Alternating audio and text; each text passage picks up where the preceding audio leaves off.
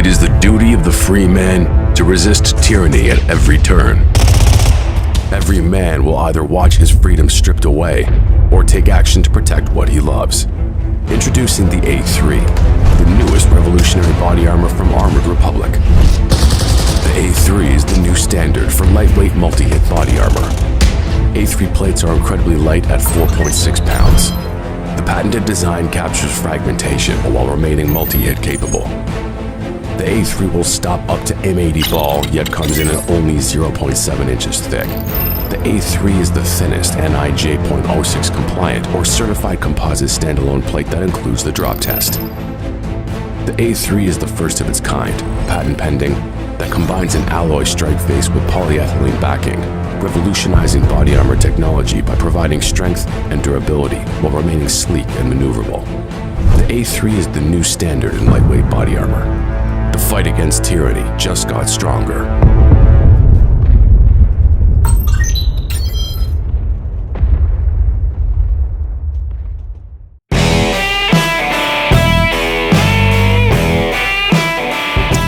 Hey y'all, welcome to Cross Politics on the Fight Laugh Fees Network. Pastor Toby Chuck Knox. I'm the Water Boy. We're actually gonna pick up the topic of illegal immigration and chaos and power and all that stuff. But you can't talk about something heavy like this without getting some cigars from some friends. So what? So hang on. This is nice. I wasn't giving mine away. I saw the boxes downstairs. Yeah, Knox already got into them. Yeah, our boys over 6889, they're actually becoming corporate partners with Cross Politics. Wow. Well, what do you? This is delicious. What do you got? This is delicious. And then Toby, don't worry, they got you. Spurgeon cigars. Delicious. Oh my goodness. And so there's some Calvins. You in know, there too. we had teetotalers up in here. Hey. You know what I'm saying? You know, I love smoking Baptists. Here you go. Cigars. And a t-shirt there. Yeah, this t-shirt. I think this is This is Baptist fighting tranny culture right here. I love it. Just for the record. I love it. I got in and already smoked one, but they're gonna be a corporate partners for this year, and so you can go to 1689.com, 1689cigars.com. The letter 1689 cigars.com.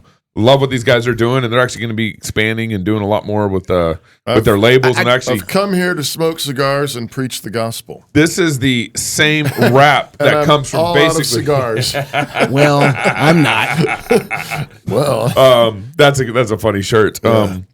And basically it's the same wrap that comes from Drew Estate. So these are nice. These are premium. some of the best cigars. They're pretty legit. Really? I'm not gonna lie. These are some of the. You've had one already? Oh, I've had a couple. Oh my! And these and are we gave you some. delicious. Marcus Pittman brought some for us. Yes, and gave and us he some. happened to be in studio today. So, Marcus Pittman. I just wonder why there's not more Presbyterians. But they got in there. Maduro. They got Baptists. Their Connecticut blend got rated a 91. I think that's the number he gave me. Okay. So they've been scoring high. And I mean, I dipped into my cigar on Saturday too. I'm telling you, man. It was Sunday. Excuse me. It's Sunday. one of the best smokes I've had. It's a great smoke. Yeah. Just a reminder, the Christchurch Missions Conference is coming up March 8th and 9th. You want to just search Christchurch Missions Conference. It comes up. I think there's it's christkirk.com/missions-2024. Man, we aren't helping. We aren't helping. We're making people work for it. Yeah. You got to want to be here. But we're doing 4 missionary biographies. Joe Rigney, Jared Longshore, Pastor Wilson, and myself will be giving talks. Come hang out with us. Please do register because seating often fills up, and then you'll be showing up and there won't be I hope Joe does it on the most empathetic missionary. That was I'm sure that's his plan. Yeah. William Carey. That's Joe Rigney's. Are you thinking differently about your family's finances and resources while others worry about surviving to the next paycheck? The hand of the diligent will rule, while the slothful will be put to forced labor. Train your mindset to see where God is moving, where to invest and build so you can create, protect, and pass on wealth. What's your plan to use your economic power? Joe Garisi with Backwards Planning Financial coaches his clients to make this kind of impact on their world for generations by integrating investments, debt, insurance, tax-efficient strategies, and legacy planning. So go to backwardsplanningfinancial.nm.com. That's planningfinancial.nm.com to connect with Joe today. And Joe's been in business for a while. He's been great to bring on board, and been great to get to know him. He's Does he have any of these cigars? Out of Florida. We should. I'm sure he does. You should get some. Yeah. He's a working G. with money. He's a G. Joe's a G. All right, so we want to do this show kind of on all the immigration politics that's been going on. People? And I'm gonna just kind of to put some context in before we kind of get into some of the videos that I want to show you guys. First, when Trump signed an executive order, and if you guys remember, executive order doesn't make law. It basically tells agencies, "Hey, I need you to do this now." It works within the law. That's what it should. It's supposed to apply law that exists. That's right. Yep. And so, and it's basically an order to an agency that has authority to do X under the law. Right. And so, Trump signed an executive order under his administration that basically ordered the $16 billion wall, and then also tightened up and made stricter. Cages? No, that was Obama. Remember, that was Obama. The children in cages was Obama.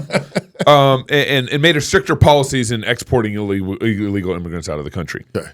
So that was under Trump.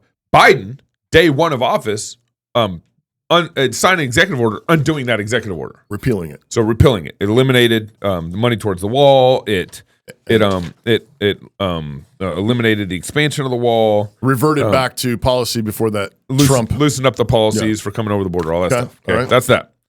All right. And on then, day one. That was day one. Okay. Yeah, day one. Okay. Well, and so what was hilarious about all this is I was trying to find, give me year over year illegal immigration numbers from, I didn't care, 2020 to 2000 to 2024. That's what I wanted to see. Yeah. But this is all I could find was this chart where it took us up to 2018. And you'll see in 2018, Trump's numbers. Yeah, this is it. Thank you. Illegal border crossings have been declining for about 2 decades. Okay, you can see the height. It's kind of like the Clinton Bush baton there. Wow. And then you can see it kind of declining since.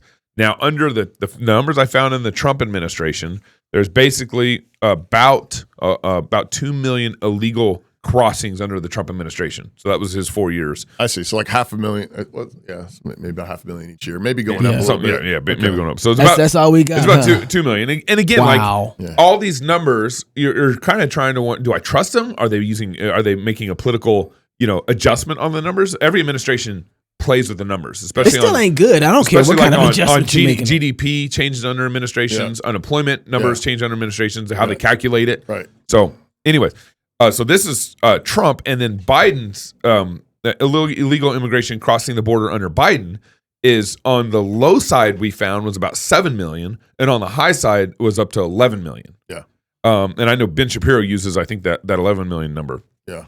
And so that is not even under a Biden administration. His administration is not over. Right. So so it's about if you take the upper number, that's the numbers I found from USA Today. We're talking about 2.5, maybe his first year, maybe 3 his second year.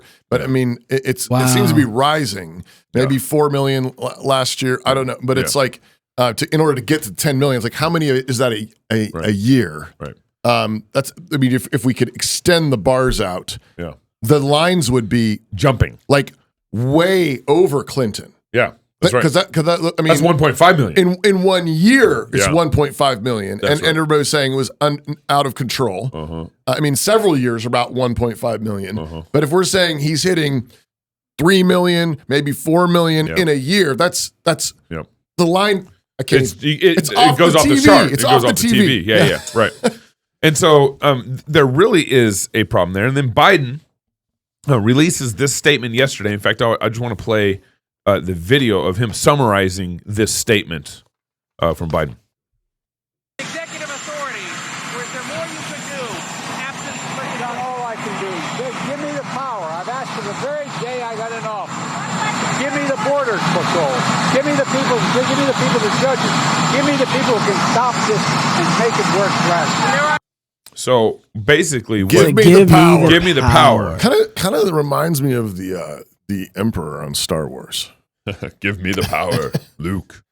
And so Interesting. so his statement. So he's basically, working with reporters there, and he's saying, "Hey, I just need more power." But you know what's I'm driving this, hamstrung. though. You got to remember what's driving this is Texas is driving this, right? Yeah. So this is all in response to what's going down there with Abbott right now. Right. So and he's responding, and Yeah, he's But gonna is need this more power. true? He says, on the day I came into office, I've been asking for the power. As he eliminates executive order power under Trump, as he deletes the power he had under Trump, what that Trump was doing, Right. And so I don't doubt since day one that Biden's been asking for more power.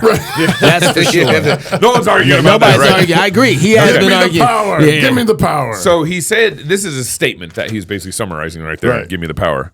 He says, I need new emergency authority to shut down the border when it becomes overwhelmed. And then here's what he's asking for. This includes an additional 1,300 Border Patrol agents, 375 immigration judges, 1,600 asylum officers, and over 100 cutting-edge inspection machines to help detect and stop fentanyl at our southern border. All you do is la la la la la la la la la. Wait. So, why you play that one? Because this is Because you have your reasons. I want to know your reasons. I want you to tell us. This is a lie. Yeah. Do you think that he's going to get this kind of, let's say for a second, we're like, okay, and we passed, because this is a bill, right? This is what he wants. He's trying to get, in the beginning of this letter, what he's arguing for here is that since day one, I've been or in the last 2 months, I've put together my team to go work with the Republicans and the Democrats to get together a bill to give me more power. He's already the president of the United States. He operates and functions under the executive order, okay? And he has the authority to control the borders right now. He can do that. He doesn't need any more power whatsoever to do that. If this man is willing to blow, I think he just put another $72 billion into removing student loan debt. If he's willing to blow $136 billion already on student loan debt without a bill. Yeah. Without a bill. Right. And not And sort of in defiance of the Supreme Court. right? And then you're going to tell me that all he needs is a bill now to do what he's already supposed to be doing. He has authority to do. Well, he ain't nothing but a liar. All you do is la la la la la la la la la. He and I mean, as far as I can remember, until this moment, he's the press secretaries have been asked about illegal immigration for the last 2.5 years. And they keep saying, oh, there's no problem. And there's no problem. The only thing we've ever heard is there's no problem. Everything's under control. Everything's fine. The Republicans are overreacting. Yeah. Conservatives are racists. Yeah. They don't like anybody coming from a different country. Right. And then suddenly Biden's like, I'm trying to get this done, guys. Yeah. And it's the Republicans that won't work with me. Right. No, that's the narrative. That's the narrative. This is a political football. Yeah. Speaker Johnson tweeted this out literally, I think yesterday or on Tuesday of this week. And he said, you actually have all these authorities at your disposal right now. You have the presidential authority to restrict entry. You have the expedited removal, Section 235. You have the discretionary detention authority, Section 236. You have the mandatory detention, Section 236. So he has access to all these powers already to restrict illegal immigration. Right. Yeah. So with that said, for the way the Democrats talk about illegal immigration now is very different than how Clinton and Obama and Biden talked about it in the past. If you guys remember, Clinton actually was seemed pretty concerned about illegal immigration. All Americans, not only in the states most heavily affected, but in every place in this country, are rightly disturbed by the large numbers of illegal aliens entering our country. The jobs they hold might otherwise be held by citizens or legal immigrants. The public service they use impose burdens on our taxpayers. That's why our administration has moved aggressively to secure our borders more, by hiring a record number of new border guards, by deporting twice as many criminal aliens as ever before, by cracking down on illegal hiring, by barring welfare benefits to illegal aliens. In the budget I will present to you, we will try to do more to speed the deportation of illegal aliens who are arrested for crimes, to better identify illegal aliens in the workplace, as recommended by the commission headed by former Congresswoman Barbara Jordan. We are a nation of immigrants, but we are also a nation of laws. That's famous quote. It is wrong and ultimately self-defeating for a nation of immigrants to permit the kind of abuse of our immigration laws we have seen in recent years, and we must do more to stop it. I don't like it. I don't like this clip. Okay. Why? Because he sounds like a Republican. And it means this is the drift. This is the Right? setup. This is where Yeah. Republicans are now. Right. Like, my goodness. Yeah. Where Bill Clinton was at. the Well, I only- mean, we elected Bill Clinton 2.0 and Trump. I was going to say Obama, but Yeah. probably no, more There's radical. truth to that. Trump is. I mean, because you know, Doggone. you got. I don't like that. I got- just don't. And that's such a. I love that. You got the era. infidelity. No, but Yeah. but You got the- but Clinton is the border. saying we've got a problem, and again, if you know these are rough numbers, but estimates are that under Biden, we're talking like triple the numbers per year. Yeah. At least double the numbers per year. Yeah. Okay. that Clinton was facing. And you said this is how Democrats were talking about. Yeah, so I'm not done. I'm not done with Okay. Clinton. So this is Clinton, and here's Obama talking about immigration. We all agree on the need to better secure the border and to punish employers who choose to hire illegal immigrants.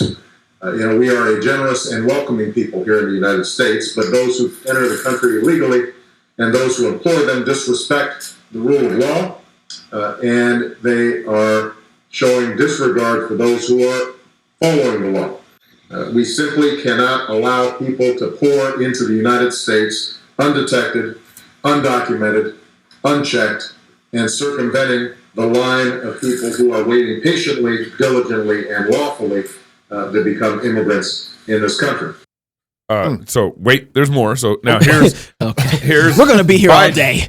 Here's Biden. So that was when Obama was senator. Yep. So okay. 2006, Okay. something like that. Okay. Here's Biden. I believe this is in 2008. As I think he's running for he's VP now or Running for VP. candidate. Yeah. Under Obama. Right. That no great nation can be in a position where they can't control their borders. It matters how you control your borders, not just for immigration, but it matters for drugs, terror, a whole range of other things. Here's the conclusion I come up with, and it's sort of in equal parts. We have to, and I had been arguing for, when I'm back in as my days as chairman of the Judiciary Committee and straight through as the leader of the Foreign Relations Committee, I've been arguing for the need to put more protection at our borders, meaning that you have more border guards. This president, refusing to add the number of border guards, now said he has to send the National Guard down. He vetoed. He was against adding the number of border guards. I only can suggest the reason he was is because he needed that money for his tax cuts that were unnecessary. I'm not being facetious. I'm being serious. Again, show me what you value. So You're a lying dog-faced pony soldier. So I'm gonna. So kind of the big E on the R chart. Here's a big statement that, and how I'm viewing this is that the Democrats are using this to, increase chaos, and then they're using this for more power. I mean, Biden just explicitly admits that in his statement. He wants power. He wants more power. Give me the power. And this is your point earlier, or actually when we were talking offline, was basically this is just COVID. They learned from COVID how to get more power. And chaos. Create chaos. Yep. Create chaos, and in the midst of chaos, ride in on the white horse as the savior. And then Savior exactly. state. And then you see this and how the individual states are responding to this illegal immigration. So one of the questions we were kicking around is why is Texas kind of crying foul and rightly saying, hey, this is a problem. Arizona, we just had Nick Cupper, right? Was Yep. it Nick Cupper? And it's Arizona is unhappy with illegal immigration, but you hear nothing out of California. Yeah. Yeah. And because it's a power play and also an economic play. What's crazy is we're just kind of doing some research on the ground in California, and California is the 7th largest economy in the world, and they don't have the workforce to maintain that economy. Mm-hmm. And so they're more than happy to welcome illegal immigration, especially in the farm community. Yeah. And you remember Obama just said we need to punish the employers that are hiring illegal immigrants. Right. He just said that. That was 2006, something like that. Yeah. But in California, And he said you need to. What was it? Clinton said they're getting on our welfare system. They need to get off. Yeah. It's hurting Right. us. It's Right. It's not fair Right. to those who are paying their taxes. Right. But in California, you can be an illegal immigrant and go in and get medical, all these social benefits as an illegal immigrant. It's illegal to ask if you're an illegal immigrant. If you get, that's where I was going. If an employer wants to hire you, you can't even ask if they're a legal immigrant. Right. They can give you a fake social security number, and then you hire them. Right. You can't ask any questions. 3 weeks later, you'll get in the mail that, hey, this is not a so good legit social security number. Yeah. So that illegal immigrant will just go get another social security number, and they'll run through the whole process again and again. Right. And so estimates of illegal immigration in the farming community working for farms is over 50%. Right. And again, this is our on the ground research, and that's coming from Californians don't have the work ethic to want to work on the farms. So there's Californians who could take those jobs. They don't want it, and the illegal immigrants want it. And so the farm community needs them. But it seems to me like it's actually just not even enough people though. That's part of it. I don't think it's That's just. a huge part I don't of think it. it's just like don't want the jobs. I think there's. I think even if all of them wanted the jobs, they wouldn't have enough, and California's economy would collapse. Yeah. So that's why I think California's not hemming and hawing.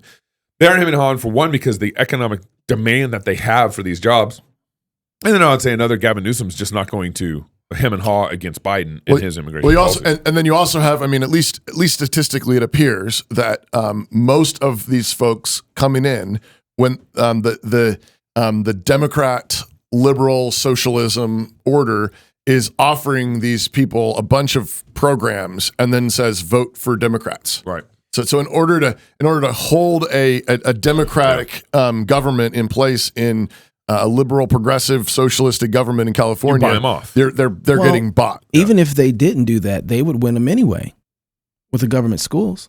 Yeah, eventually. They would. I mean, I think you're right. That's part of it. No, but they would never have to do that. They're kids. They already know if they get them here, they got them. Yeah, right. Because they got the government. And if schools. not them, they're kids. They're kids. Yeah. Exactly. Right. I'll go let you go ahead and then all right. I got a question. Do you have a podcast, or are you thinking about starting one? Oh, hey. Does your church have a podcast feed for sermons? Then dropwave.io is for you. You know, when you first asked me to do this Cross Politic podcast, I think that's all I thought podcasts were sermons that you shared online. Most Christian podcasts, like the old taping ministries. Yeah, and I was like, I guess Gabe and I are gonna like talk kind of like a sermon, and then most Christian podcasts. That's all. That's funny. Dropwave.io is for you. Cancel culture is like walking on a thin glass bridge over the Grand Canyon. Oh, really? Every step you take could get you killed. I mean, canceled. Yep. Since the beginning, Cross Politic has been working on being anti-fragile, so no matter what happens, our content can still be delivered to your TV, to your podcast. The Waterboy and his friend Jeremy have been working. I know Jeremy. Yeah, we had dinner with him. Yeah. Have they been working on building a podcast hosting solution for rowdy platforms like Cross Politic, so that you can be confident your podcast will never fall through that glass bridge? Dropwave offers seamless onboarding for shows that have been around for years to easy-to-use solutions for starting your own podcast. Dropwave will track all your show's downloads by city, state, and country, and it offers network and enterprise packages for solutions like the Fight, Laugh, Feast network. Free to speak, free to podcast, free to start your journey now at dropwave.io. That's dropwave.io. Gabe, you said that earlier before we started the show, you said you didn't like the way that we were having this conversation. What did you mean by that? I don't even think I quite maybe fully understand, fully can articulate that. But part of what I can articulate is I don't like the way we're having this conversation. It's illegal immigrants are being used as a political baton in American politics right now. And you think we do have a problem, though? We do have absolutely have a problem. Yes. Yeah. Like, so I don't, and Biden has made it a problem. And people are coming here illegally. And people are coming here illegally. And there's bad actors, and the illegal immigration. There's fentanyl. People are using this. What we're being told is all these drugs are coming across as part of this illegal. So bad guys are leveraging what we have not taken and managed well. But again, this is a classic play of many governments. You allow or cause a real problem.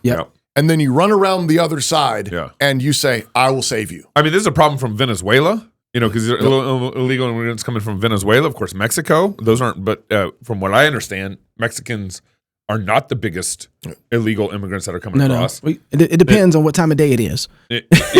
But there's a whole host of countries who are failing. Right. This goes back to your multiple governments. Like America is dealing with a cascade of country socialistic programs that don't work, and they're coming into a country that's going more and more into socialism. Right. But do you think so? So are you saying that we're not dealing with the humanity of the people who are coming over well? Well, it's part of it too. Yeah. I mean, it's a mess on every side, though.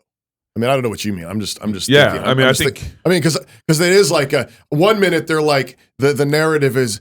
You know these are political and religious refugees. These are people that just want a chance at life. Right. And then the next minute, Biden runs around the other side and just give me the power and I'll stop it. Right. And you're like, which one is it? Which one is it? It's like like these illegals and like they're just people. I kind of expect that if you don't know what a human being is, I don't think that you know how to treat one. No, this goes back to lie. Yeah. All you do is lie.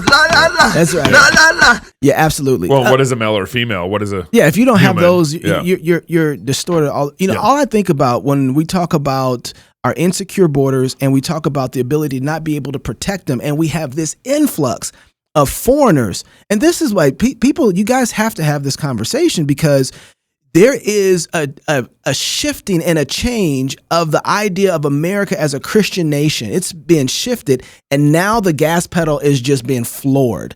And part of what is helping that change the dynamic of the nation is there isn't a time to inculcate into this Christian atmosphere, right? They want to make sure there's no time for that.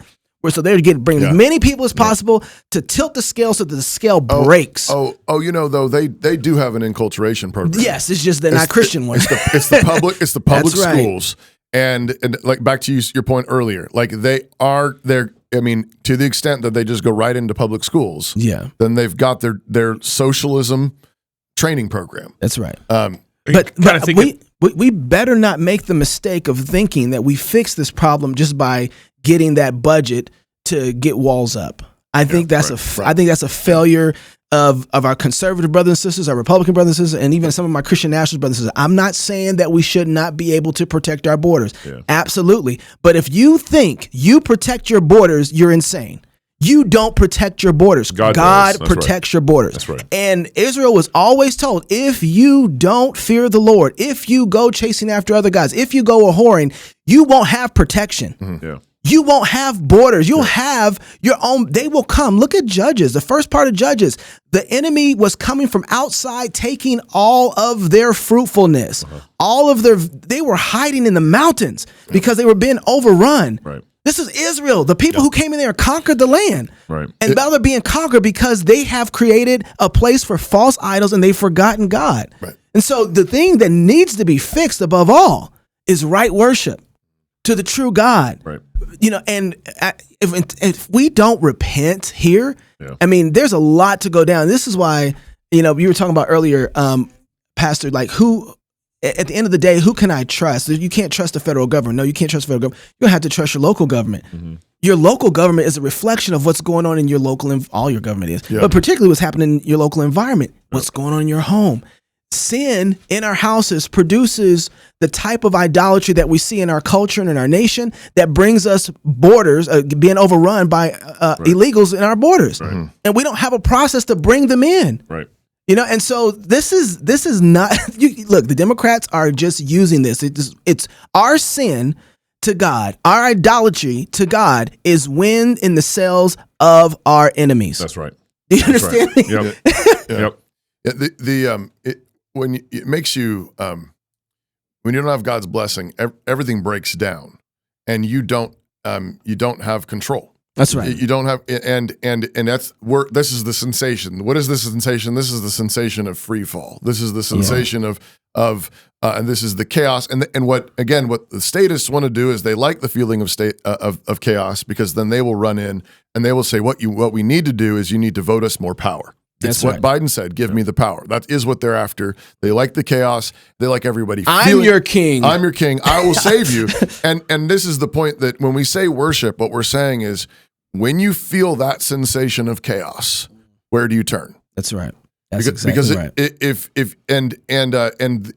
If you say what we have to do now in order to get this feeling of security is get a wall, or more guns, or vote in Trump, or whatever the thing is, it's like, no, all you're doing is looking to man. You think Trump's gonna fix us? Yeah.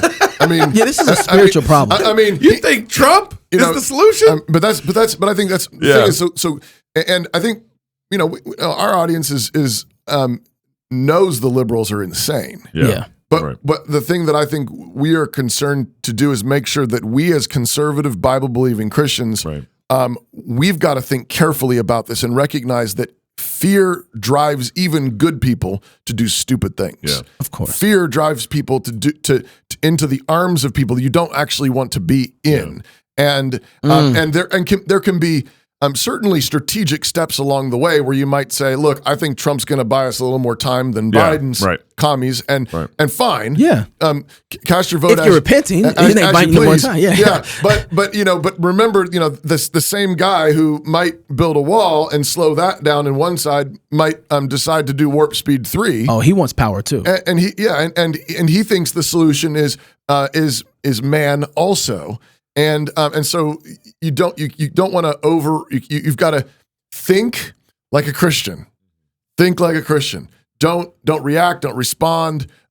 Just in your flesh, in fear. I keep saying this, and I think it's something that maybe we just can keep emphasizing. But one of the things that struck me recently, the more I've just looked at the judgments of God, is that God always brings his judgments with laser precision. We are under judgment. Yeah. And I was just trying to remember the text, but remember in 1 Corinthians 14, when Paul is sort of discouraging the regular practice of speaking in tongues in church. Right. He says, remember, speaking in tongues is mostly a sign of judgment. Yeah. And he quotes from Isaiah 28. He says in Isaiah 28 it's a condemnation of their idol worship. And in Isaiah 28 it says you're going to start hearing all these foreign tongues in your city, and that's how you're going to know that your God isn't with you anymore. Yeah. Sounds like the Tower of Babel. It's a little Tower of Babel happening. Yeah. Now, of course, at Pentecost there's sort of a reversal going on because God's the people are actually hearing in their own tongues the mighty works of God. Yep. But people were getting weird about it, as they always have with speaking in tongues, and being like, "Look, I got this magic gift where you can't understand." And Paul says that's a sign of judgment. That's not a sign of God's blessing at all. Right. But it really goes back to where do you find your safety? Where do you turn to for security? And recognize. But point being, but even in Isaiah, over and over again, even as God's judgments fall, there's always a remnant. Always. And God knows his remnant. And that means what you want to do is, remember, when the angel of death came through Egypt, the angel of death came through Goshen too. That's right. Come on now. But God is, remember, God always, when he brings judgments, remembers the righteous. Always. This is what Abraham pleads with God before Sodom and Gomorrah and says, will you destroy the righteous with the wicked? And God says, no. And he says, how about 50? No. How about 40? No. All the way down to 10. Turns out there weren't even 10. There was like 3.5, right? Lot's wife kind of gets halfway out of town. Yeah. But God even got those 3 out. Yeah. And just to keep it nice and weird, remember the 3 that go out, 2 of them are daughters who sleep with their dad. Yeah. Right. That's God's standard. Not discipled that well. No, not at all. Not at all. Like they went to Andy Stanley's church. But God is righteous. Right. And he does not destroy the righteous with the wicked. Right. And so that means you're safe. Right. Even with this siege. Yeah, so that doesn't mean there's nothing for you to do. Right. But my point is you need to know you've got the blood over your door. That's right. That's right. When the angel of death comes through, when God's judgment is falling on this land, That's right. like massive falling. Yep. Yes. And part of it is this massive illegal invasion. Absolutely. Yes. It's part of God's judgment, Yep. as is the LGBT parades and as is the socialism, as is the fact that we are not free in so many ways. It's all the judgment of God. But you need to know that you have the blood over your door. That's right. You are safe. I was talking with And it works. I was talking with, I think it was with you guys. I was talking to somebody recently, and I said, we've got these part of the judgment of God is, we've now got, the DEI policies are making flying dangerous. Mm-hmm. Right? Like that's part airplanes falling apart. apart. This is part of the danger. This is part of the danger. Like you rebel against God, you get stupid. Yeah. And airplanes are going to start falling out of the sky. Like doors are flying off, and wings are not bolted down, and things like this. But the thing that I was thinking is, you know what? I'm sure that it's already happened, but it's going to happen more and more. That there are going to be planes that ought to crash, but don't because there are Christians on board. Yeah. Right. Mm-hmm. That's how our God works. We need to know, we need to have it fixed in our bones that God does not destroy the righteous with the wicked. Yeah. And so we don't need to be afraid. We need to act, but not react. We need to be obedient, Amen. but we do not need to act in fear. We need to do what is right now, starting with the people right around you. Take care of your kids, take care of your wife, be faithful in church, build a business, love your neighbor, be generous with the poor, but do it in faith, trusting that there's blood over your door. You're safe. Yeah. And that's just, reading through the Psalms of David. Right. I mean, enemies all around him, and God is David's shield, and God is David's fortress. And he says, and I'm going to lie down and I'm going to go to sleep. Go to sleep. Yep. If you're single, get married. If you're married, have you some kids. And if you have kids, go baptize them. Until tomorrow, love God with all your heart, soul, mind, and strength. Love your neighbor as yourself. Go fight, laugh, and feast. This is Cross Politic.